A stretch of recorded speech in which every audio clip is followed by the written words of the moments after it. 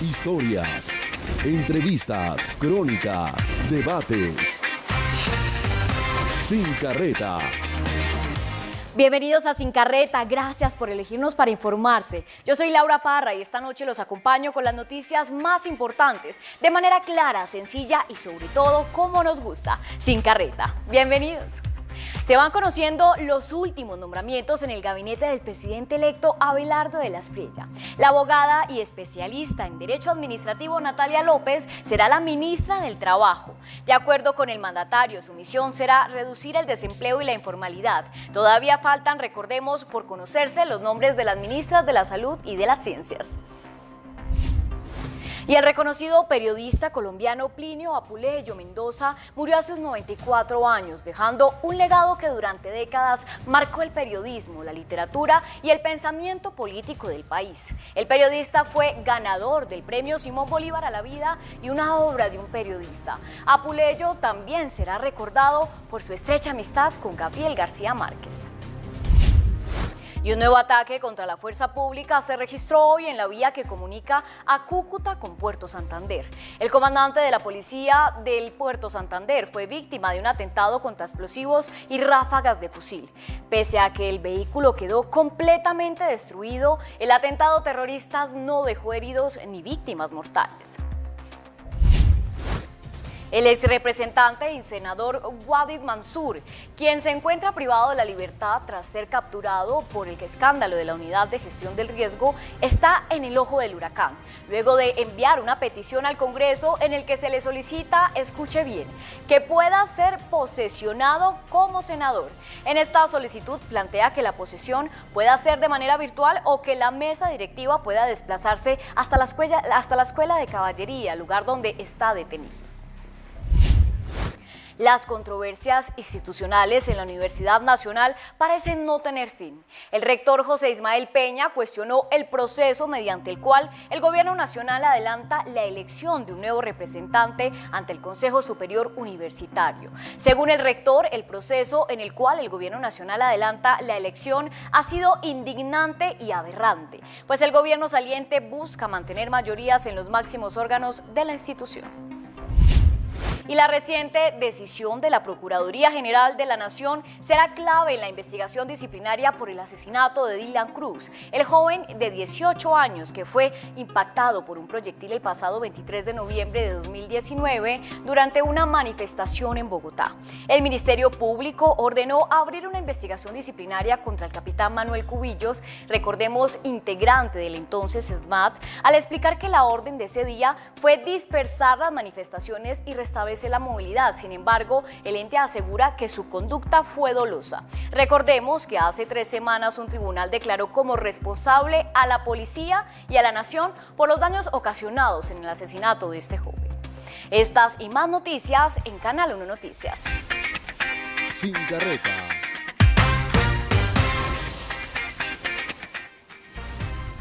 La posesión del nuevo presidente electo Abelardo de la Espriella sigue dando de qué hablar. Retrocedamos unos días. Inicialmente él dijo que quería posesionarse en una guarnición militar y después propuso que fuera en el departamento del Cauca. Pero por motivos de seguridad y de alerta de actividad volcánica se anunció que ya no será en el Cauca sino en Cali, la capital del Valle del Cauca.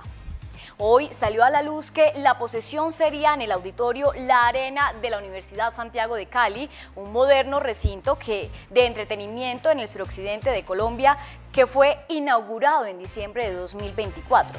Este lugar ha recibido el reconocimiento de ser uno de los 3 mejores teatros cubiertos de Latinoamérica porque le caben 2.230 personas y tiene un auditorio auxiliar de 303 sillas adicionales, con una capacidad de más de 800 parqueaderos. Se escogió este lugar y no otro, no solo por lo moderno que es, sino también por la seguridad que aseguran necesita el próximo presidente de Colombia. Y para poder hacer esto, ir a Cali a posesionarse, el Congreso debía votar y no... Salvación Nacional para que dicha investidura se hiciera en el Cauca. Ahora el trámite tiene que volverse a dar tanto en Senado como en Cámara, esta vez pensando en el Valle del Cauca. Más de 7 horas duró la discusión en la Cámara de Representantes, la cual estuvo marcada por tensiones entre el pacto histórico y los partidos afines al nuevo mandatario Abelardo de la Espriella. Algunos señalaban como capricho la petición de trasladar la posesión a Cali y otros defendían la iniciativa del presidente electo. Cali se lo merece, señor presidente. Las regiones se lo merecen, este país se lo merece. Mire, presidente, qué paradoja la de este Congreso y de algunos congresistas que se eligen con los votos de las regiones. Representan las regiones y sus intereses en esta corporación. Pero, presidente, paradójicamente, cuando se va a votar para que el poder salga de estas paredes y se vaya a los territorios, se salen del recinto. Las primeras proposiciones en someterse a discusión buscaban impedir que Abelardo de la Espriella tomara posición fuera de Bogotá. Finalmente, y aunque el pacto histórico se retiró de la votación, 114 congresistas negaron esta propuesta. Tras estos resultados, el partido de izquierda regresó al recinto, pidiendo al presidente de la Cámara, Nicolás Barguil, garantías para debatir, mientras otros reclamaban que no se podía pupitrear, armándose un fuerte choque entre la mesa directiva y la plenaria. Cumpla con la ley quinta. Quiero exigirle que no manche su periodo desde un primer momento con la actuación arbitraria con la cual ha actuado en el momento de hoy. Finalmente, con el respaldo de la mayoría de la plenaria, la Cámara Baja aprobó que se pueda hacer la investidura presidencial en la ciudad de Cali. Presidente, informo a la plenaria que con 117 votos por el sí y 7 por el no, ha sido aprobada la proposición. Acumúlense para su votación conjunta las proposiciones presentadas. Ahora tan solo resta conocer la votación en Senado, que se espera avance con esta misma proposición mañana miércoles sobre las 10 de la mañana. Bueno, y si los volvemos a repetir, porque entonces quedaron así. Hubo 117 votos a favor y en contra fueron 7 en contra. Vamos a ver qué pasa en los próximos días con estas votaciones. Y para hablar de este tema de la posesión, saludamos a esta hora a Felipe Mendoza, director ejecutivo de Punta de Lanza. Él es politólogo, analista y estratega político. Felipe, gracias por acompañarnos. ¿Cómo ve todo este debate para escoger el lugar de la posesión? Ahora, un saludo para ti y para todos los televidentes de Sin Carreta, gran programa. Yo creo que este debate de la posesión de Abelardo fuera de la capital colombiana tiene que verse en el marco, primero, de una ruptura histórica que está haciendo el nuevo presidente frente a la tradición de la transición del poder. Creo que esto hay que verlo como parte de una gran estrategia que se tiene por parte del nuevo presidente y del nuevo gobierno para cimentar unas condiciones diferentes y generar un relacionamiento diferencial con el país y con las estructuras de poder. Sobre la base y sobre esa delgada línea y sobre esa cimentación, es importante determinar que la posesión fuera de la capital, del Capitolio de Bogotá, es un hito que está rompiendo y que está generando una nueva interpretación de lo que significa el quehacer de la política y el quehacer del poder gubernamental. Es decir, ya no es el gobierno desde lo central hacia lo territorial, sino ya es desde lo territorial hacia el centro. Y esta afirmación se puede validar en el marco de lo que hemos venido hablando como Barranquilla como capital alterna del país. Entonces, esta posición fuera de Bogotá hace parte de una cimentación de un nuevo gobierno y de una nueva lógica de interpretación de lo que significa gobernar en Colombia. ¿Cuántos presidentes de Colombia se han posesionado por fuera de la Plaza de Nariño y por qué empezó toda esta tradición? La verdad, creo que este es el primer presidente en la época republicana que lo está haciendo, y lo está haciendo sobre la base de generar ese rompimiento y esa lógica de contraste que se ha venido consolidando desde la campaña presidencial. Creo que en ese momento Abelardo de la Espriella está rompiendo con la tradición en el marco de una reinterpretación del poder político colombiano y de la forma en que se estaba haciendo y que se estaba desarrollando el poder en Colombia. En ese orden de ideas vamos a ver cómo los territorios van a entrar a jugar de una forma más importante en la interpretación y en el quehacer de la política de gobierno. ¿Usted qué opina también de que el pacto histórico no vaya a la posesión y sobre todo que se mantenga en esa idea? ¿Cuál es el mensaje que ellos mandan? Creo que mandan un mensaje de resistencia. Creo que aún está muy reciente los 12 millones de votos de Iván Cepeda, y creo que ellos van a mantener esa posición de resistencia porque es para ellos el punto de coherencia máxima a la hora de recibir el nuevo gobierno.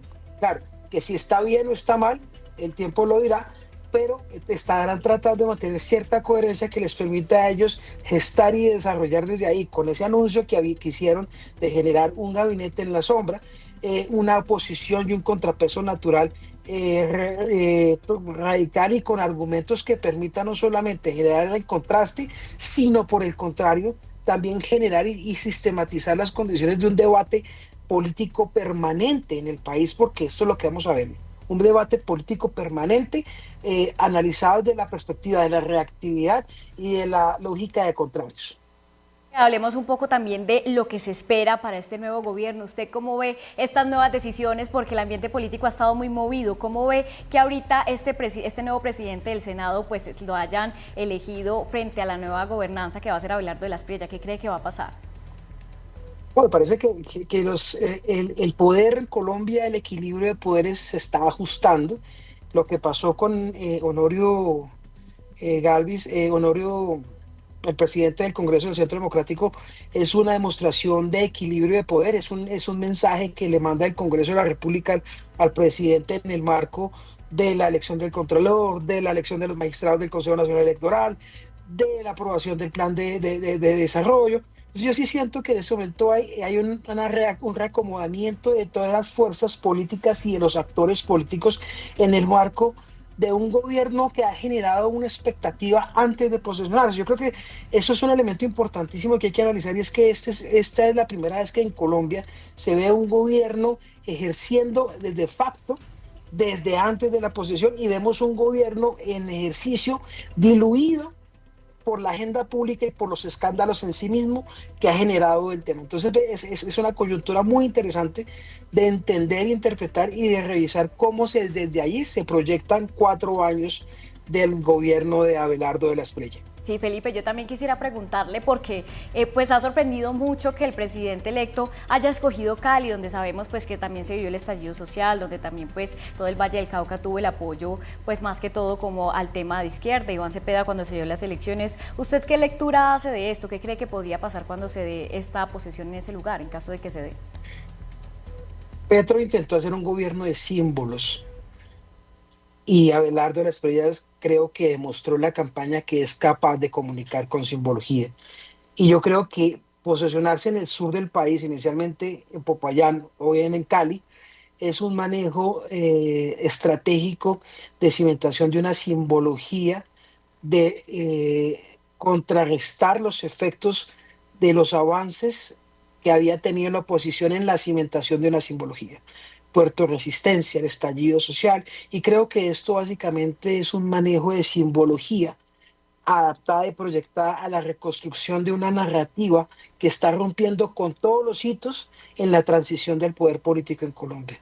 Hoy Abelardo de la Espriella está cimentando su gobierno en una narrativa y está cimentando su gobierno en la gestación de símbolos que va a permitir generar de ahí una acción de gobierno integral. Felipe, y para finalizar también hablar un poco del lugar que escogió, porque sería un auditorio todo distinto a lo que ya se viene haciendo. ¿Qué opina de esto? Hace parte de lo que significa Abelardo de la Espriella, un conjunto de elementos interesantísimos sobre la base de la estrategia, el marketing, la nueva forma de interpretar la conexión entre el gobierno y la ciudadanía, el rompimiento de las viejas estructuras políticas y de la simbología de lo que significa el poder, pasar de la Plaza de Armas, de la Plaza de Bolívar a un escenario de este tipo. Creo que manda mensajes muy fuertes a la ciudadanía, que básicamente creo que por eso rompió los techos electorales en primera y en segunda vuelta. O sea, Abelardo de la Espriella logró sintonizar, logró romper paradigmas y logró acercar de cierta forma esa expectativa de la comunidad, de la gente, con el deseo y con ciertos elementos de realidad que ya se gestan como potenciales resultados.